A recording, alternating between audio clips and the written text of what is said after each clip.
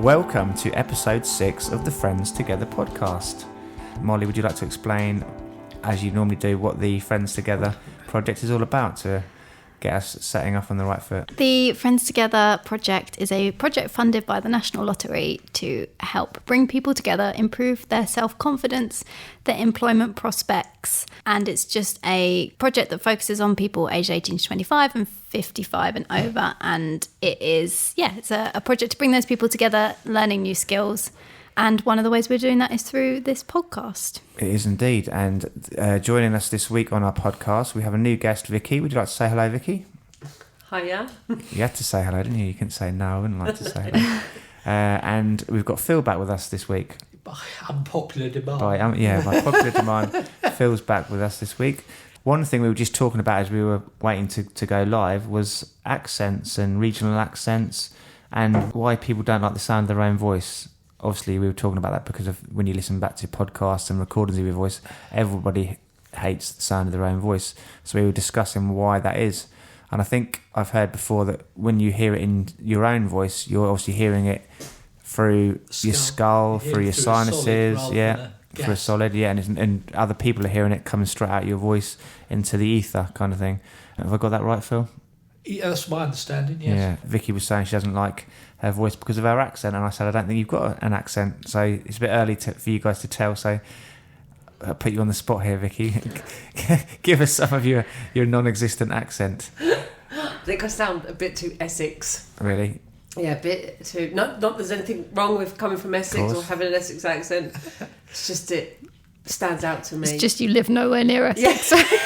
Everybody says I sound like a Cockney as well. I think, John, you do as well. Yeah, I don't, but to be honest, my granddad is from that area, so I guess we've kind of picked up enunciation and sort of little tidbits of how I speak and stuff from my granddad and my parents through my grandparents and stuff like that. So my granddad came from Shoreditch, so he's part of the original Shoreditch elites. He born where you could hear the bow bells. That makes you a Cockney, isn't it? Yeah, my nan was. My nan was born. Well, there you go. That's why you've got this. The language is probably picked up. Well, I live in second Bedfordshire. generation. It was second generation, isn't it? It's picked up through your parents, through your nan, and it comes down the way you say things and different things like scone and scone and all that business, whether you're southern or northern. Do you pronounce your T's, John? Don't know. Do I pronounce my T's? No. If you were to say little. Yeah, there you go.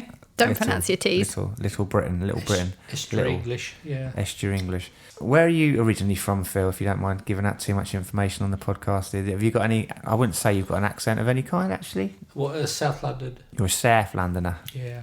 South London. South London. My roots in East London. You're a South London. Does that mean we don't get on? Should we have like gang warfare or something going on?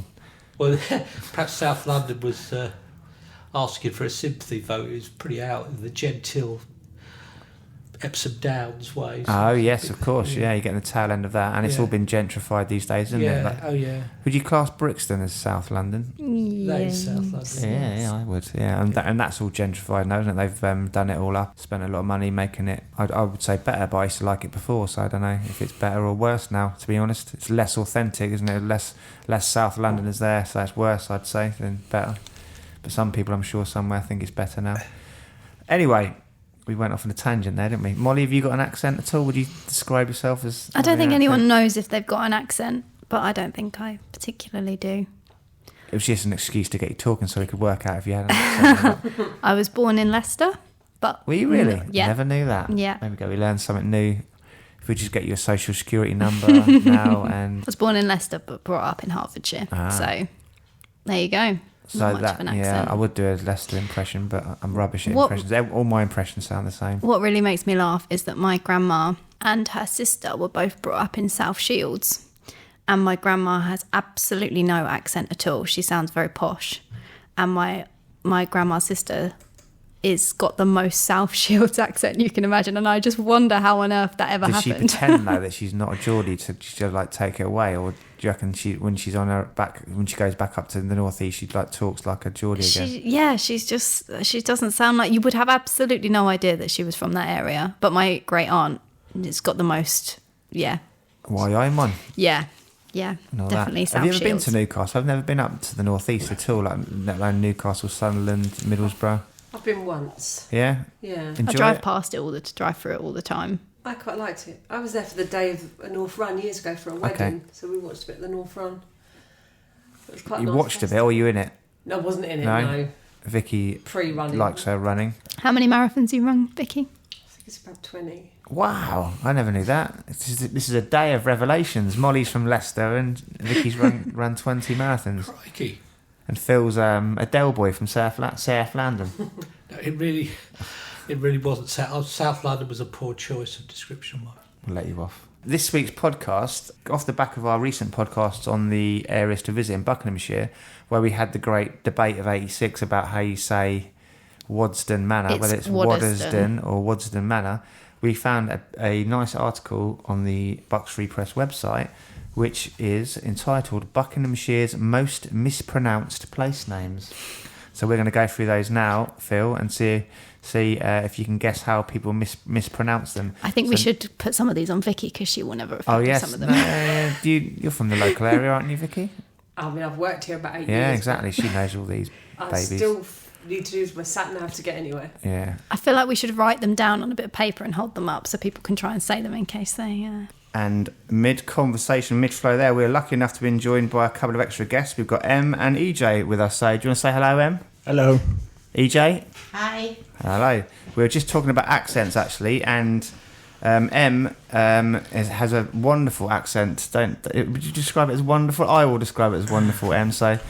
I wouldn't describe it as anything, I'm doing my best, just to have to communicate. Yes, that's exactly, it. yes. It's clear as daylight, but I can't place it, I must admit. Oh, Okay, try it. All right. talk some more. Well, I hope this isn't going to reveal any prejudice. Yeah. Is European? No. Oh, you have to say colder. Closer or colder or wrong. Nothing. Close to south. Close South Europe. Yeah, I don't... Greece. yeah, but I don't Bingo. wanna be We very- had a dog and his name was Bingo. Yeah. We had a dog and his name was Bingo. Was that a clue? Yeah. No, you're right. You've got it already. It's Oh, from yeah. Greece. Yeah, you've got it. Got it in two. I will give you that in That's not two. too bad. So the reason we're talking about language and whatnot is because on our last podcast we had a bit of a heated debate about how you say Wadsden Manor, which is over sort of north of Aylesbury, isn't it? Is it getting on for Tameway? I guess it is. And some people call it Wadsden Manor, like myself, who's grown up round here. But other people who haven't grown up round here, they read it as Waddesdon Manor. It's because it is Waddesdon Manor. No, I don't think it is. I don't think so. So that's right, yes. Yeah, it's So- Waddesdon Manor. Anyway, so leading on from that, we found an article on the Bucks Free Press website which has got the most mispronounced place names in Bucks. So we're just about to go through them. So you've joined us at a pertinent time. Number 1 on the list is Beaconsfield, as we call it Beaconsfield around here, but I'm sure you guys can guess how it's mispronounced. Vicky, would you like to take a stab at how people mispronounce that one? Beaconsfield. Well, as Phil said, is there any such thing as mispronounce? It's just how you actually speak and how you use it to communicate Language with. as it is spoken. Yeah. Yeah, I think it's because it's written as you could read it through as Beaconsfield. And I got a perfect example of this. My friend, we've always been to Cassiobury Park. Now, if you're in near Watford, and if you see how that's spelled if it's written down, it's spelled Cassiobury Park. Cassiobury And Park. he literally never said the word out loud before. He's always seen it written down. So he's like, should we go to Cassiobury Park? And we all were absolutely wetted ourselves. But actually, if you think about it, It's phonetic. it's Yeah, phonetic. it is Cassiobury. And the English language is so Oh, it's weird. awful. It's terrible. Yeah. I mean, Arundel, that's what, for Arundel. I mean, Yeah. Arundel is how Arundel. it should be pronounced, but no one. Yeah. It's like Americans call Leicester Leicester, don't they? Yeah. Leicester. I'm going to Leicester. This place called Leicester.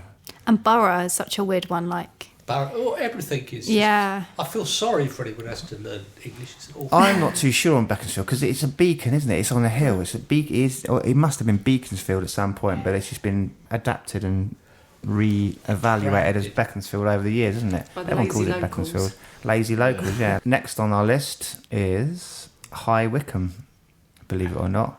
He we can't be. High Wycombe, yeah. Yeah, Yeah, Because, I mean, that makes perfect sense. Yeah, if you look at it written down, Yeah. actually looking at it there, Or Wycombe. a reader has actually written into the Bucks Free Press saying, sharing a memory. Someone once called High Wycombe, and to this day it still makes me giggle. Bisham is the next one on there. If you see it written down, it's Bisham. How could you mispronounce that? There's an argument in local, Bisham. as to whether it's Bisham or Bisham, Bisham Abbey or Bisham Abbey. So locals say it's Bisham, but I've heard people call it Bisham Abbey actually, rather than Bisham Abbey. Next on the list is very pertinent because it's Chesham, and there's lots of arguments around here as to the River Chess and how you say it, but a lot of the older generation always tell us that it was actually called Chesn originally, Chesn rather than Chesham. Mm-hmm. Have you heard that before, guys and girls? No. No, Chesn. When I Chesn. first came there, it was a long time ago, there was a Chesham accent. Yes, It's sort of you gone hear now. tell of it. Yeah, Yeah. the older generation had a Chesham accent for What sure. was the There accent used to be like? a Bucks accent. Yeah, which was Bucks like accent, a bit like that. Yeah, sunset, yeah. My Yes. grandparents had that as well. My That's grandparents it. had the Bucks That's it. accent. Well, it's like a country sort Yeah, of yeah, accent. little bit of Yeah, country like Somerset that. is the nearest, I Yeah. think. Absolutely, it was very Like Somerset. But don't hear it now. Yes, so next on our list is an extension of Chesham. It's Chesham Boys. Well, I remember when I was a little boy watching children's TV, and Toby Anstis, the TV presenter, read out someone had sent in a picture from Chesham Boys, and he read it out as Chesham Bois. And Yeah, isn't hilarity French? did ensue Isn't in our Bois class, Chesham in Bois. French? It would have been Yeah, wild, Wood, wouldn't it? yeah. like a wood. For Yeah. certain it Yeah. would have been, yeah. Yeah, Chesham Bois. So it's Because- over time, people call it Chesham Boys, but it was Chesham Bois. In France, in Paris, there's a place called Bois de Boulogne. Bois de Boulogne. Easy for you to say. Good. Bois de Boulogne. Good. Bois de Boulogne. Good What, analogy. Balloon? Bois de Balloon Boulogne. River? The woods of Boulogne. Yeah. Ah, the woods. Next one is Medmenham. I can't even say it, so I'm not surprised someone's mispronounced it. Medmenham. Medmenham. That's exactly what it says now. Is it Medmenham or is it Medmenham?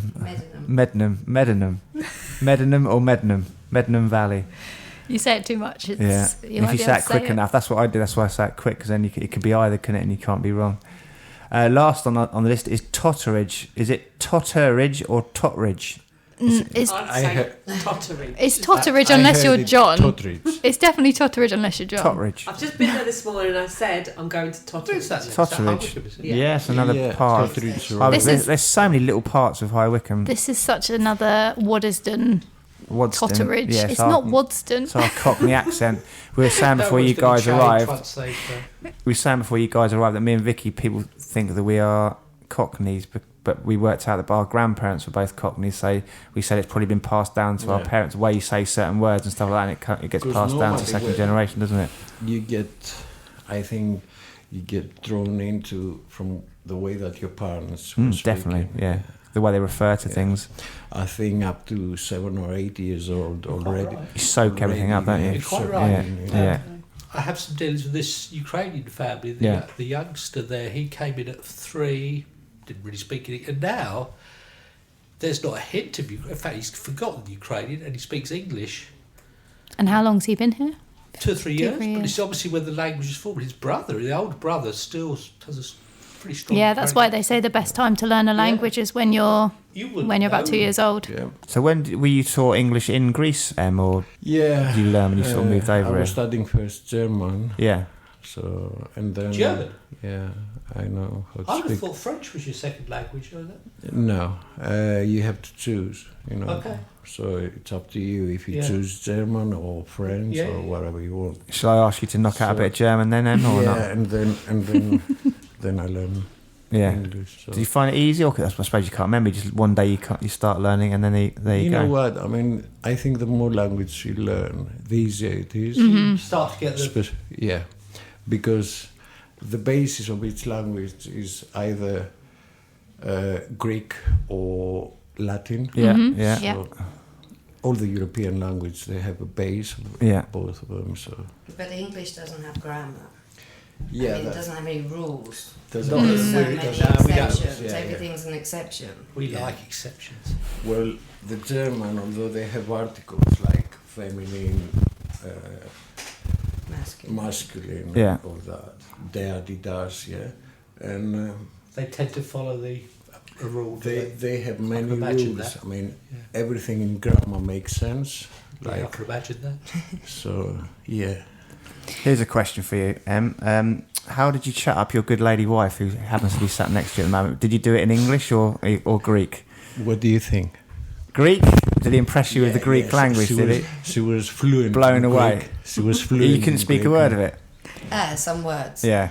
Strange thing is, when I first came after living so long abroad, when I first came back into this country, I got a job, and at the job they asked me where am I from, and I said I'm from here. Yeah. From England. Yeah.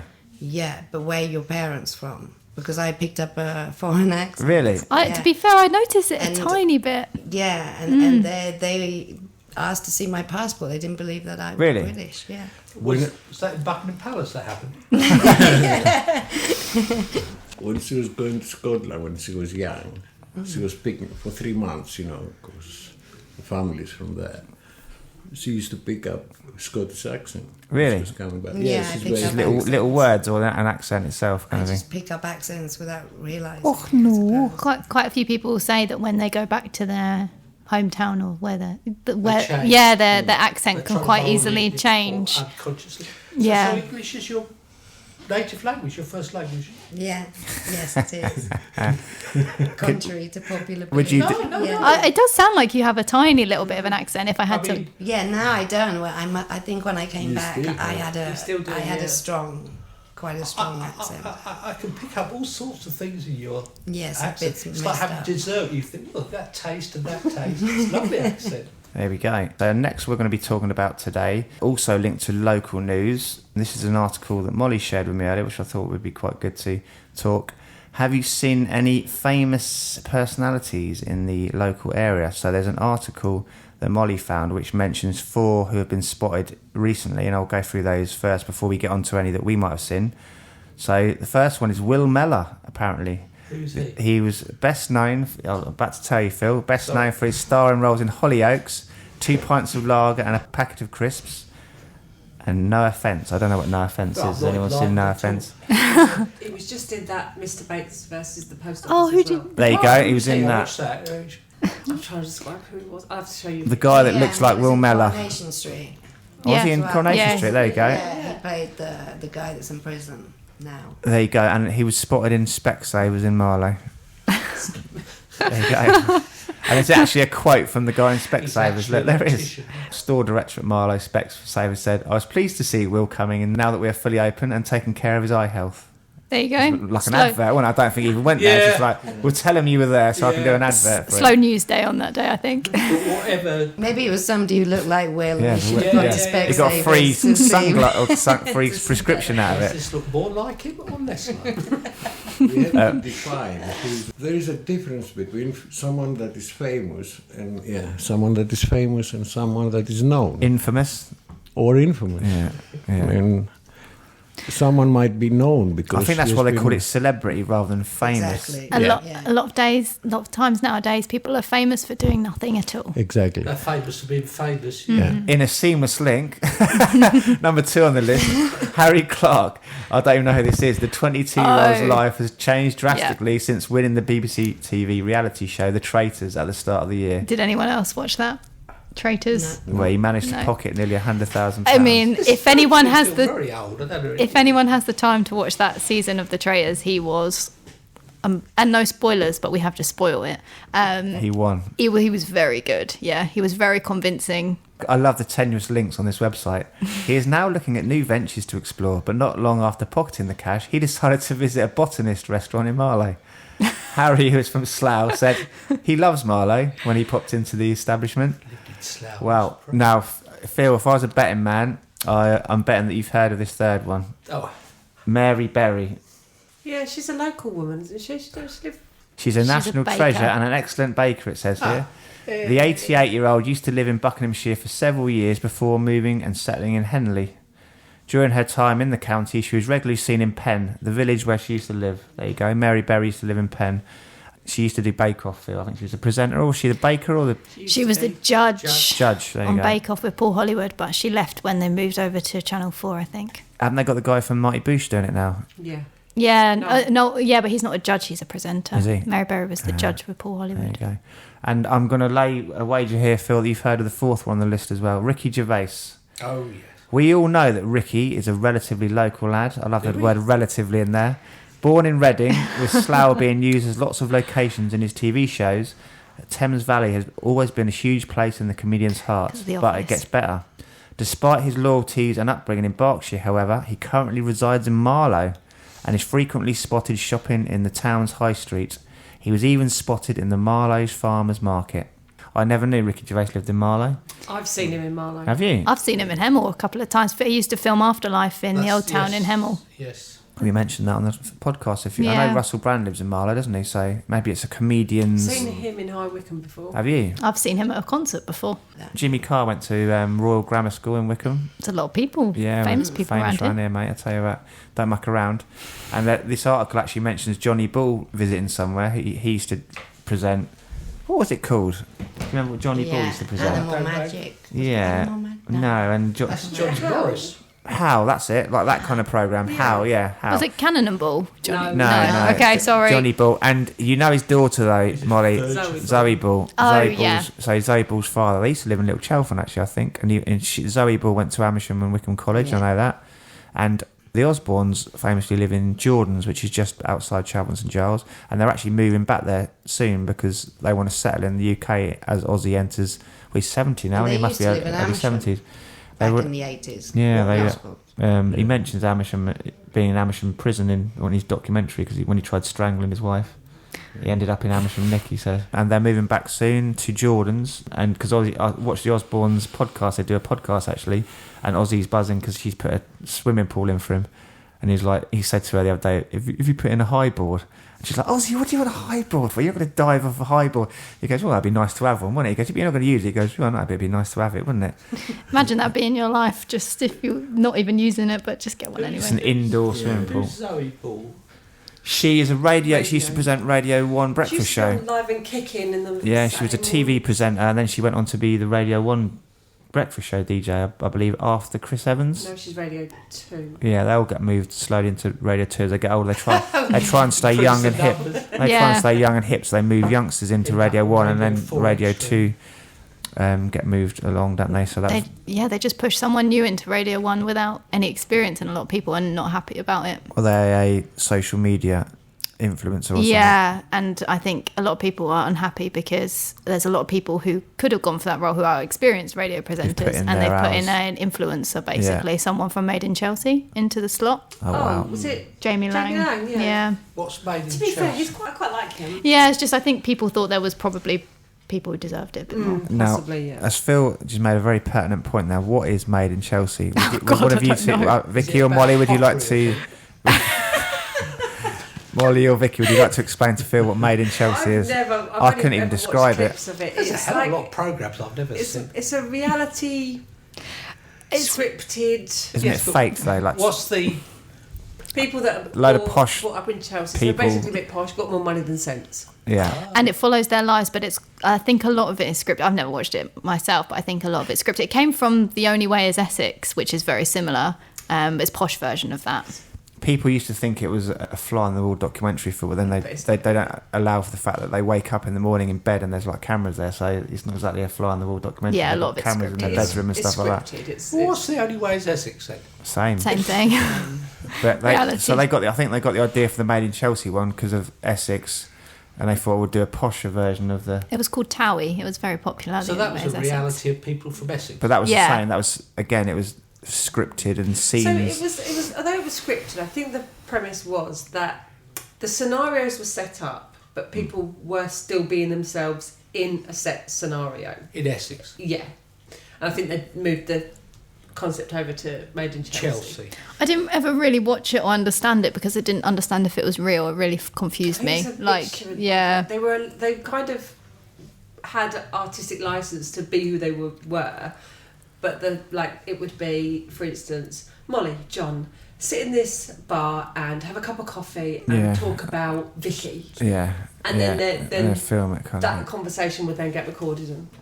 So, Because otherwise they don't have any content. Yeah. If Yeah. they've just followed people around, your life is really boring. I always think that about EastEnders, like they're always having drama, but in reality, most people just wake up, go to work, and come home. You know, you've got to add something to it, otherwise it would Well, be. Sonia on the podcast boring. last week famously said that if she thinks if EastEnders got cancelled and taken off the air, the behaviour of the nation would improve overnight because they kind of ham up and mirror what goes on in EastEnders a lot of the time, Yeah. their morals and stuff like that. So People think it's real, don't they they? do. EJ, you a big fan of Towie or No. No, you do surprise me. Towie. The Only Way is The Only Essex. Way That's what is they call it. That's the one set Oh, in look, Essex. there's two names. This is impossible. The son of a geriatrics here. Yeah. Have a care. Have a care. Have you ever watched Towie or? What do you think? I don't think you have. No, that's Man of taste. a man of very impeccable taste. A man of impeccable I mean, taste. I can use my free time much better than that. Yes, watching other people talk nonsense. Watching Exactly. paint dry. You could watch your wife talk nonsense, couldn't you? Rather than complete strangers talk nonsense. Yeah. Lately I don't have a connection with television. No? I refuse to Yeah. watch anything rather than news. I leave Yeah, it yeah. in news. I don't You even know watch. what you I don't even watch the news. No. Take yourself away from it. Is that Yeah. purposely Yeah, trying to, yeah, purposely. because you think it will improve your mindset? Exactly. Yeah, there's not been nothing interesting on TV for ages. So, have you guys ever met anyone famous and this wasn't on that list that we haven't covered there? Molly, have you met anyone? You mentioned Ricky Gervais in. Yeah, I saw Ricky. Have you Hemel seen Old Ricky Town? Gervais in the old town? No, but the snow centre in Hemel, near where I live, they get loads of famous people in, and I know a lot of people who work there. So they always tell me in the Come on, name names. You've forgotten some of the them all, most haven't you? famous people. Yeah, pretty much. But they get people like Chris Evans is in there quite a lot. I think he's fairly local because he was the compere at Cheshire United's Charity Day last year, so he must be fairly local. Yeah. Chris Evans. Chris Evans, I yeah. think he used to live in Marlow. Yeah, everyone lives in Everyone lives Marlow, in don't Marlow. they? So it seems. Apparently. So it seems. Yeah. And Jamiroquai, he lives in Risborough, doesn't he? Yeah. His Yeah. house is in Risborough. He normally goes to the Cop Hill car thing. The Cop Hill climb Have with you- cars because Cars he's that collecting. climb a I've hill. got a story about him, one of my funny stories. So I was seeing this girl, and she owned horses, right? And she lived over that way, and her horses, she used to ride her horses. And she goes to me one day, I bumped into Jamiroquai when I was taking my horse down some paddock or whatever. I don't know the horse terminology. It's like a bridle way, is that right? Like a Yeah. footpath. And she goes, he invited me in for a cup of tea. I was like, yeah, I bet he did. And she's like, what do you mean? I said, I bet he did. Dirty old rat. Bit jealous. I know. She was like, oh no, it's nothing like that. I said, yeah. Was he wearing his hat? Yeah, I don't think he was. No, but what I said, why would he invite a 20-year-old girl into his, house? If he Did she go? no, well, she said she did. Take but a who wild knows? guess. But she was like, no, he was just being friendly. I was like, okay. Hey, so we've just slandered Jamiroquai there. Yeah, I haven't was going to say, I don't know. Who's he? we? So Maybe. his name is J.K. Phil, and his band was called Jamiroquai, which is a pun on his name, J.K. He basically just And he was Yeah, like- we've just accused him of something on the podcast. I thought he was really cool. I really liked him. How would you describe his music? Reggae? Okay. Is it reggae music? Confessions. I would just describe it. Some words are probably not apt for this. He sings like a, I don't know how to describe actually, Dancing. Yeah, but dance poppy. funky kind of Yeah, funk. music, Yeah, kind of. funky kind of music. Quite a rich man. He likes his sports cars. He buys Ferraris and stuff like that. Vic, you ever bumped into anyone famous or seen anyone famous around and about? No, just saw Ricky Gervais and Russell Brand. I don't think I've seen anybody That's else. pretty good. That's not bad, is it? Two of the top comedians there. No, any royals knocking around? Oh, Prince I remember Harry. one Yeah, that I've Molly's seen. found one. I saw Rupert Grint once in Wheathampstead. In Tesco in Wheathampstead. He Bumped was the straight into the him. ginger guy from Harry Potter. Yeah, who played Ron Weasley in Harry Potter. yeah, that's And that was maybe when I was about 14, so it was like quite the height of Harry Potter. And I think he must live near Wheathampstead.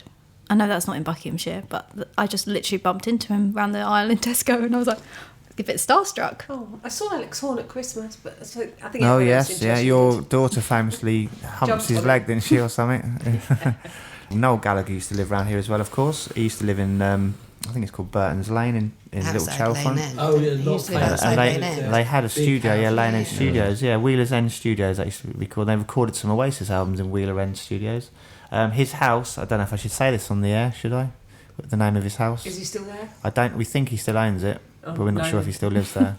No, but everyone in the area knows what the name of his house as you're driving down the road. I still don't think you should probably say. No, probably not. But tell me. I've got another story. Robbie Williams, believe it or not, stayed in Old Amersham at the Crown. I think he was filming or doing something. I believe that. Where when I was younger, when I was studying, I worked in Wickham 6 Cinema, and we used to have Take That. Yeah. come. Really? Yeah, after they performed at Wembley, they used to come and watch Home Alone. Home Alone? Yeah. That's a banger of a 2 film, nights to in be a row. fair. We used to have Mel Gibson, Paul Daniels, Yeah. Dennis Waterman. Oh, Dennis Waterman, he was round here, wasn't he? Sort of Denham way, wasn't he? Dennis Waterman, I love. Stuart Copeland. Didn't he used to die live in recently, Dennis Bledlow. Waterman? I did. Is he dead? I think so. Are you killing people off, John? I think so. Can you check your information device? I'm a feeling you might be right. Yeah, sadly I think he did because I love Minder. What were you so much. studying? I was studying theatre. Theatre. Very good. He did die a couple of years ago. Oh no, Dennis has gone. But there you go. I missed that one. Gutted. So Robbie Williams was staying at the Crown, and I don't know where I was because I was always out and about in the weekends. It was a summer weekend, and all my mates played football with him. He had a kick around out the back of the Eagle pub. There's like a park, and Robbie Williams joined him for a kick around, and I don't know where I was at the time. I missed it all, unfortunately. I met someone semi-famous before. Go on. So, the Small Faces, Steve Marriott, I used to know his son, Toby Marriott. Wasn't he in Ocean Colour Scene? One of the Marriotts was a No, guitar player. No, I don't think he was. He used to write lots of songs and think he was going to make it big. Yeah. But then he just rewrote other people's songs. Yeah. It didn't go anywhere. I just remembered that I used to work in Waitrose and I served both Danny Dyer and Kelly Bright from EastEnders quite a few Kelly times. Bright? Who the hell's She Kelly plays. She played Danny Dyer's wife in EastEnders. right. Yes, I Mixed wife. recognise her. She was in the Yeah. Upper Hand when we were growing up. Oh yes, that's where I recognise the name from. The blonde. Yeah. Oh, she in EastEnders now. Yeah, Oh, wow. the studio, the EastEnders studio, is very close to the Waitrose that I used to work in, so we used to get a lot of the EastEnders cast in. Good job, Sonia's not in. I used to take Furious. my Yeah. as our manager Jenny won't mind us saying, she's a massive EastEnders fan, but I also had a best friend at the time, well, still very close friend. The one and only time. And she was a massive EastEnders fan, so I used to, on shift, take my phone out and try and get sneaky little photos and be like, "Look, it's Danny Dyer." She loved it, Was but that I had to Elstree? try and do it really discreetly. Is that Elstree? Do they film at Yeah, Elstree? yeah, it was near. Yeah, Oh, the fair Waitrose enough. I used to work at was near Elstree. Obviously, they shopped at Waitrose. When I was like 14, the first famous person, the only famous person that I ever wrote a letter to was Reggie Cray. Did You you? wrote to Oh the wow! I was like 13, 14. Well, this is a Because I, fantastic story. yeah, I read his, he had like an autobiography Yes. about his life. I read it and it had the prison address at the back that you could write to him. What was your thought? What was... Did he write back? No, he didn't. So Was this to do with supposedly he your got job? lots. Can you remember what you No, I asked? just Could I have was, some of I your just money? was really into the craze. I just thought Was it it was where's a your treasure buried? travesty of justice that they went away for so long. The one disservice your parents give you when you grow up is they try and teach you the world's fair with everything, your experiences afterwards. Well, it's a good way to Push, yeah. set you up, though, isn't it? To try and set them off on the right Yeah, I foot before suppose. you get dashed and Yeah. stuff I'm like. interested in that though, yeah. You know that I've played with you before too. Yeah. UB40, that's a big name drop. The rat in the Back kitchen. in the day. We looked up the meaning to that song once, and apparently it was very literal. The guy, they were struggling to write a song one day, and they're like, "Come on, lads, we need to write about something." And then the singer was like, "I've got a rat in my kitchen," and they were like, "That's quite funny. Let's write a song." And it was very literal. I thought it was like a metaphor about something like someone who's behaving badly, but it was literally there was a rat in his kitchen because he lived in a poor like slum at the time, kind of thing. There's a rat in my kitchen, so we write about that and the actual song. You've not heard that song, Phil? Rat in the kitchen. Well, There's a rat in my kitchen. We always what go am I to gonna rats do? on this podcast every don't we? week. There's a racket, Mike. Maybe I am obsessed by rats at work. Yeah, I they don't think think. No, that's a hole in my bucket, Delilah, isn't it? There's a hole in my yeah, bucket. that's the one I know. Is that a cover Delilah. version? No. Eliza, the reggae. Eliza. Eliza, yes. Deliza. Eliza. Dear Liza, dear Liza, not Eliza. Question for everyone: who would be the person they'd most want to see, like I've down the often street thought of to this. meet? I've often And thought this. would you approach them? Because I think I'm a massive tennis fan, and if I was to see someone from the tennis world really famous, if they're really famous, I mean, we've got some British players who wouldn't be recognised if they walked down the Jeremy street. Bates. But if I was to see someone like Andy Murray, I don't think I'd approach him. even though I'd want to. I feel like it must be very annoying to be famous sometimes. To flesh that out, Molly, who is the one person in the world that you would most like to meet? Well, if I didn't bother him, be Andy Murray. It would be Andy Murray. Yeah. Really? Yeah, I love him. I'm a massive fan. And if he was having a sandwich over the road? No, but I don't think even if I saw him, I would bother him. But I would love to meet him because I just think he must get so harassed all the time that it would be annoying. There's an argument for not meeting your heroes, isn't there, as well? Did meet him and he didn't mind. I'd love to chat to him. Just chat generally. Yeah. What, what questions would you ask him? I've often thought that if I don't know. In my opinion, people, he's a massive advocate for women's tennis, and I'd like to talk to him about that. I really admire him to for find that out sort if of he's work. genuine or. I think he is. He hired a PR. female coach. He's the only male tennis player on tour who's hired a female coach. I've often thought about this. Probably the person I'd like to meet most in the world is probably Dave Grohl. You'll appreciate this, EJ. Yeah, but I often think, what would I say to him? There's so many questions I have for him, but then I think, what would the question be if I only had a couple of moments? Would you with him? approach him? Oh hell yeah! Would you if you saw him down the street? I'm the kind of person who just bowls over and starts talking to famous people. I always do it. I'm quite famous in my group of friends. I just go straight over and start talking to people. No. They're only human. Like the pawn and the king are thrown back into the same box. I know, but they must get it so much that I just think. Well, I don't think they do. I think people just stare at them from afar a lot of the time, don't they? What, DJs? No, famous people. I've met a couple of famous people, but I've met them, so talking to them wasn't a problem. Yeah. But I think if I saw someone who's your number one then? Who's the most in the whole world? If you can meet somebody, who is it? I'd meet someone. I don't know. I think because I've met Paul Weller. I was a big Paul Weller fan, so I've met him. So that's kind of done that really. Yeah. I've met him. If you could see anyone walking down the street, who would be the coolest person? Do you think? The way to look at it is who would make you struck and you can't speak. Oh, you'd be overcome with fame. Yeah. Would it be one of the Oasis? Yeah, I was going to say.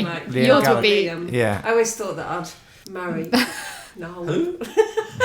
Noel Gallagher. Oh, sorry. Marry Noel and probably have a secret affair with Liam.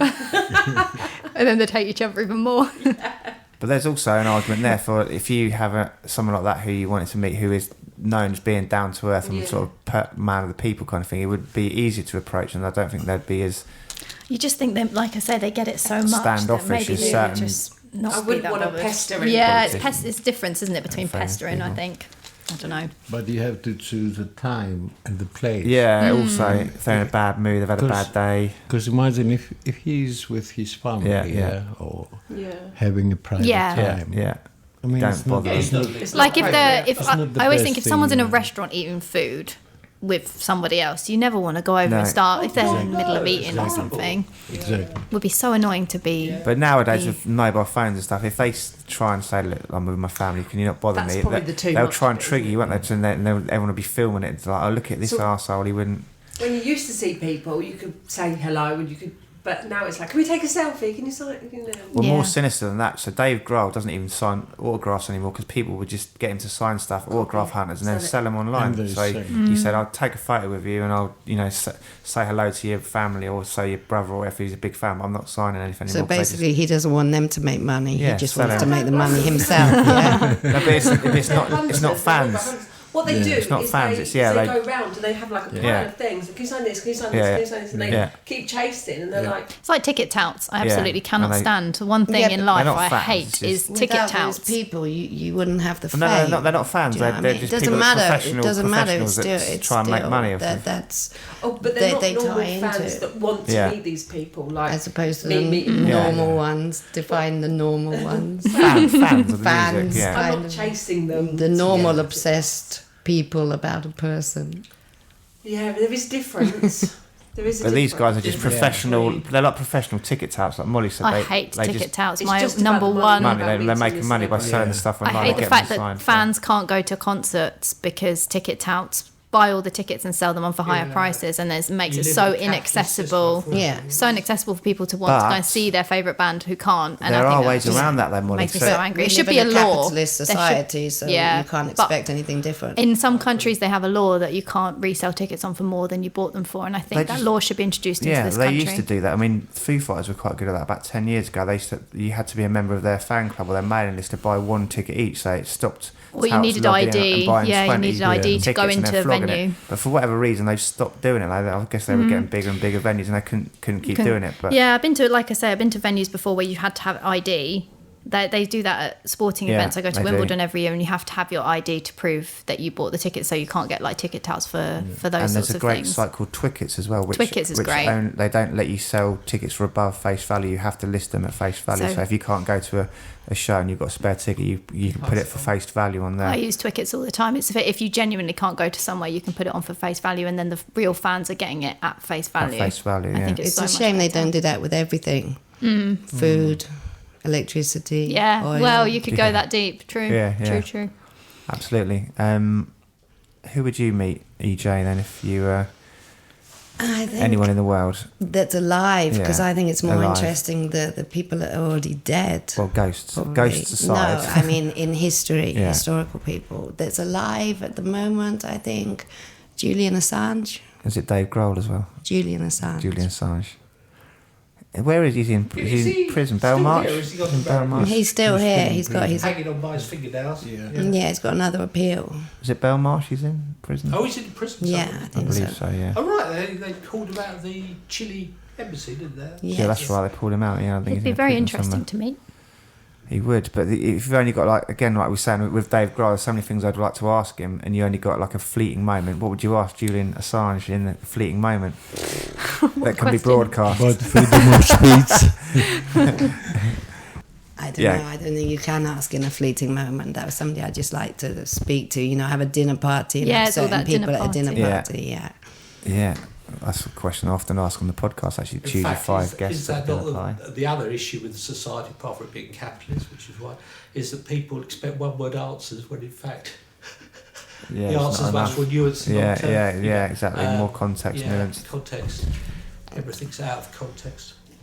If you could meet any one person in the world still alive, who would blow your mind and take your breath away as you see him walking down the road? I've seen him many times. I would like to have a chat with Peter Hamill. Yeah, Yeah. yeah. Can you think what you'd ask him if you had like 5 minutes? Many with him? things. Yeah. I mean, That's the problem, especially isn't it? There's so many things you want to ask him. why he wrote certain songs, Yeah. what was the What referral. the lyrics, what the references Lyrics, were, yeah. yeah. I'd like to talk to you about that. I'm sure it's the sort of thing he'd like Yeah. to talk about rather than his fame, yeah. Yeah. Yeah, it's nice when someone's actually interested in your music as well.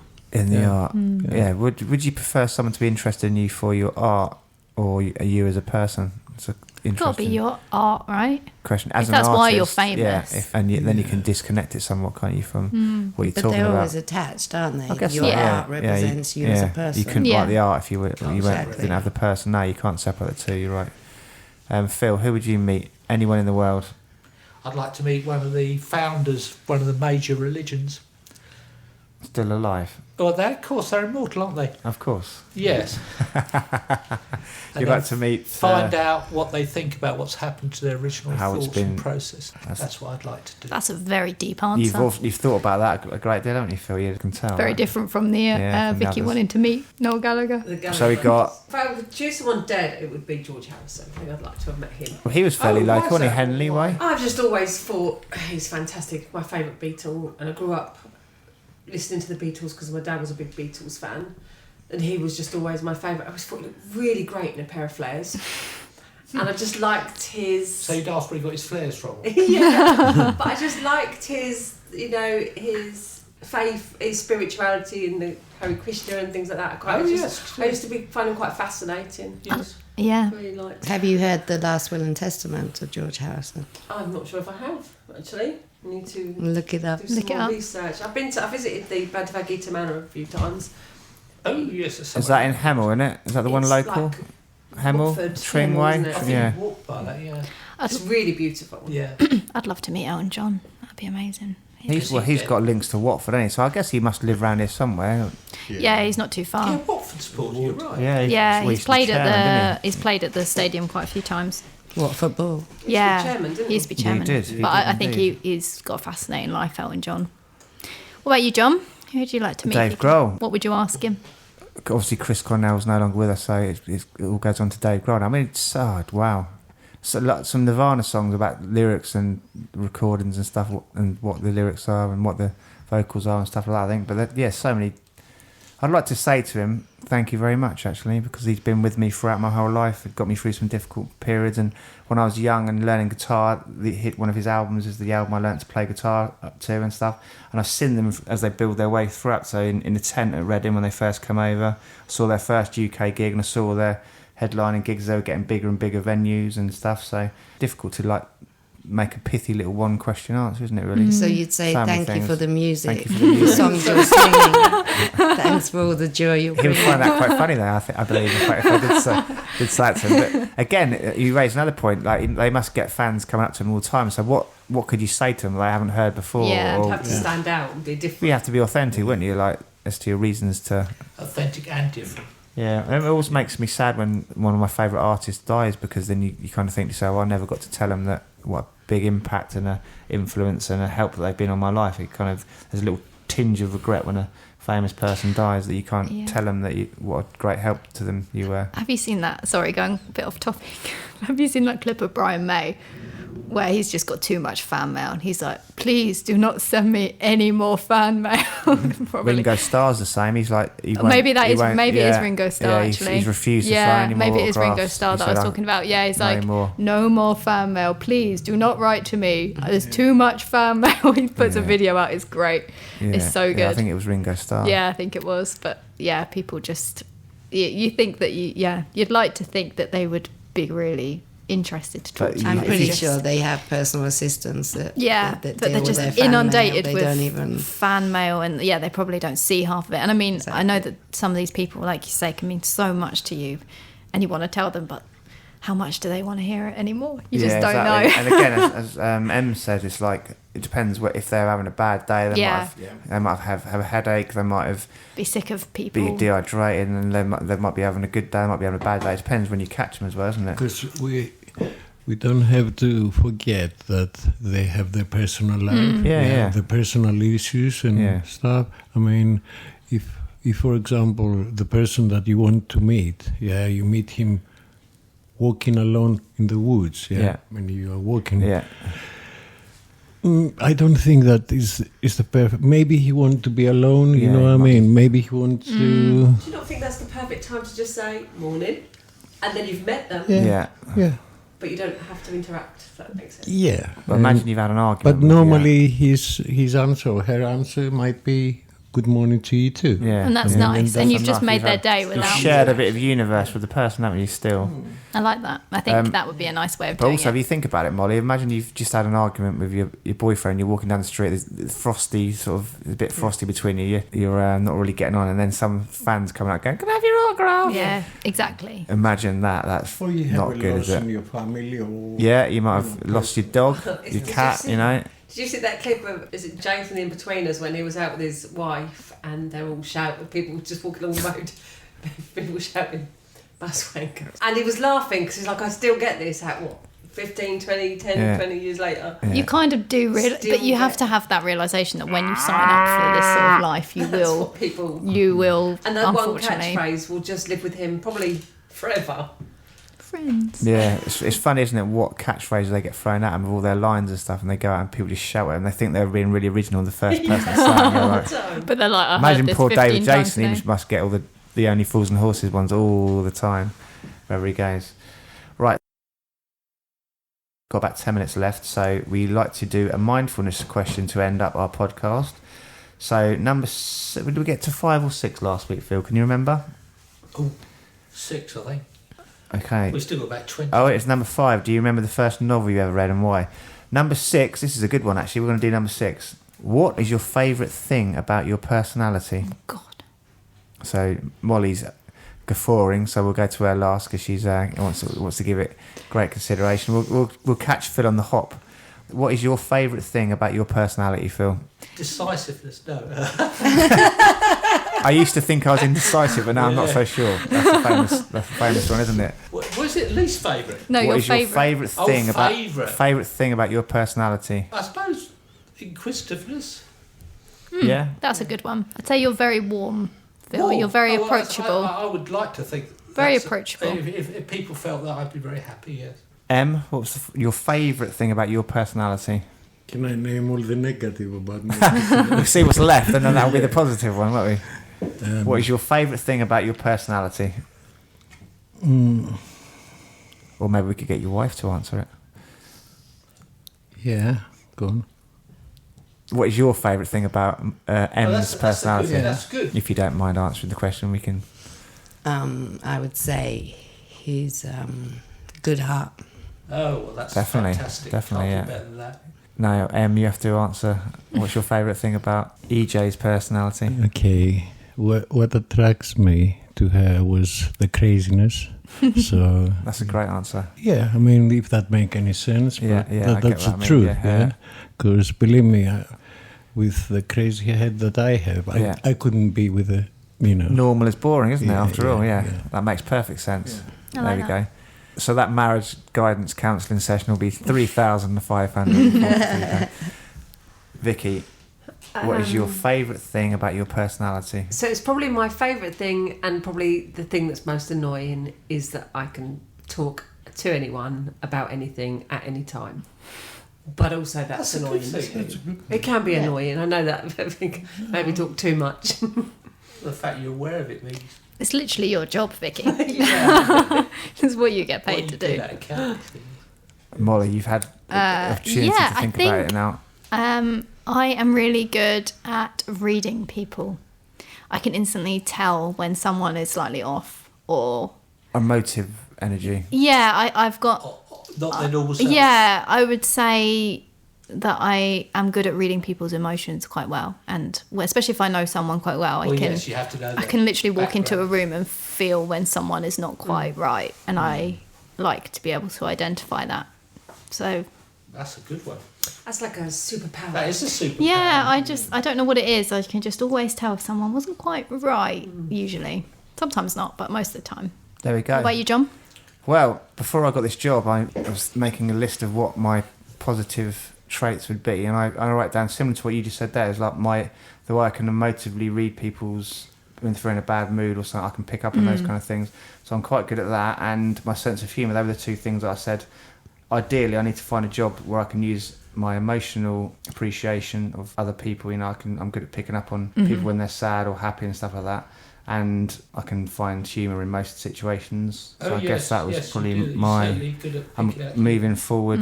Also, as another personality trait I quite like. I never dwell on things. I always like to move forward, and I guess it's the generation we came from. And I grew up a lot around my grandparents, and they weren't great dwellers because they obviously grew up during the war and stuff. So they were like, right, it's time to move forward. We've got to move forward, not stop dwelling on things. So I guess that as well. Sometimes you can think you're reading someone that might be a different motive. Like you might have thought I was a bit off yesterday, but I was actually exhausted from yoga. But I know the ability to notice if someone's a bit, something's bothering them, or they're in a different headspace, kind of thing. That kind of thing. Well, it's critical for your. Absolutely. Yeah. So, Molly, would you like to remind the listeners what the Friends2Gether podcast is all about? Friends2Gether podcast, all about bringing people together to share things and learn new skills. Thank you for joining us today, everybody. So if you want to say goodbye, we'll go around the table. Molly. Bye. Vicky. Thank you very much. Bye-bye. EJ. Ciao. Em. Thank you very much. Phil. Bye-bye. See you later, everybody. Bye-bye. The Let's Be Frank podcast is brought to you by the Oasis Partnership, a charity providing high-quality social and psychological support services to improve people's mental health and well-being. We deliver socially inclusive, open-access support for the wider communities of Buckinghamshire through pioneering and innovative partnerships and initiatives. Oasis provides free and subsidised health and wellbeing classes and support groups for the Chiltern area, including mindfulness, yoga, fitness, art and music. Oasis also helps support people to reach their full potential through our substance misuse treatment service, Routes to Work and outreach service. The Oasis Substance Misuse Treatment Service is provided in partnership with Inclusion, part of Midlands Partnership NHS Foundation Trust, delivering 1 recovery bucks. The Let's Be Frank podcast was launched in tribute to the memory of long-term Oasis patron and world-renowned cinematographer Frank Hodge, and is recorded in the Frank Hodge Podcast Studio, our new community podcasting facility launched in his honour.